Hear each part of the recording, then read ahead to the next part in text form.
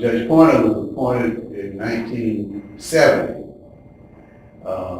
and up until his appointment, it had been very, very difficult to get civil rights cases processed in federal court here. Judges basically wouldn't set the cases for trial, so they just languished on the docket for years at a time.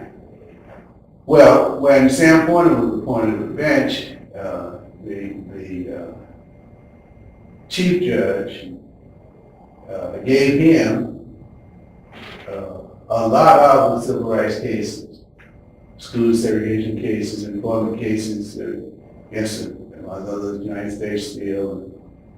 And so Sam, who was one of the most brilliant federal judges in the nation, Sam would set the cases for trial fairly soon. He would hear the evidence, and he would make a ruling. Many times, the ruling that he made, I am sure, was at odds with his background and upbringing. But he read the law, and at that time, the Fifth Circuit Court of Appeals, in which Alabama was located, was one of the most liberal in the country on civil rights issues. And so Sam, most often, would issue a ruling consistent with the decisions of the 11th Circuit. Now, many of the other federal district judges, in similar cases, in fact, the general rule was that they would rule against the civil rights plaintiff no matter what the state of the facts were. And then the plaintiff would have to appeal to the Court of Appeals and get the Court of Appeals to reverse the district court. Then you have to come back and start all over again, as it were. Sam Pointer was not that kind of judge. I saw him in school desegregation case, Birmingham school case, for example, Jefferson County school case. He required the school boards to immediately adopt school desegregation plans, which was still in effect. One occasion in the Jefferson County school case, when Midfield, Pleasant Grove, Homewood, and Vestavia withdrew from the county system because they feared that blacks would be sent to their schools. And Sam Pointer required, on our motion, required the city of Vestavia Hills, which had no blacks, to bus in blacks. And that provision remained in effect for about 30 years. They just ended it last year. Pleasant Grove was ordered to buy, Vestavia Hills was also ordered to buy buses to bus in the blacks, because they did not have buses when it started.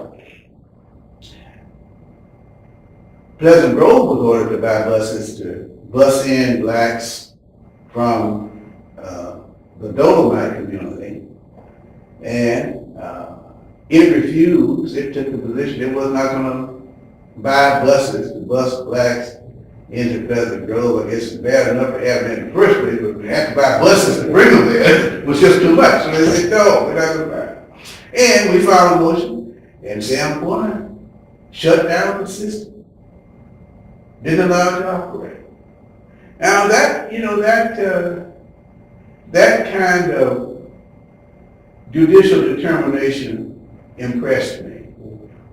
And so when these three vacancies were announced, I decided to put my hat in the ring for it. And I've been principally a civil rights lawyer, filing cases which made a lot of people in the power establishment uncomfortable. And so I was not the number one choice for one of the three positions. in what was the most controversial news coverage of the federal judgeship candidates, because both Fred Gray, who was initially appointed to the Middle District of Alabama, Montgomery, and I were the subject of, at one point, almost daily negative news coverage. Mine focused on a number of things, but it finally, I guess, came down to a question of an answer I had given on a questionnaire that was submitted to the White House. And on the questionnaire, there was an inquiry as to whether a tax lien had been filed against me. I answered no, because to my knowledge, a tax lien had not been filed against me.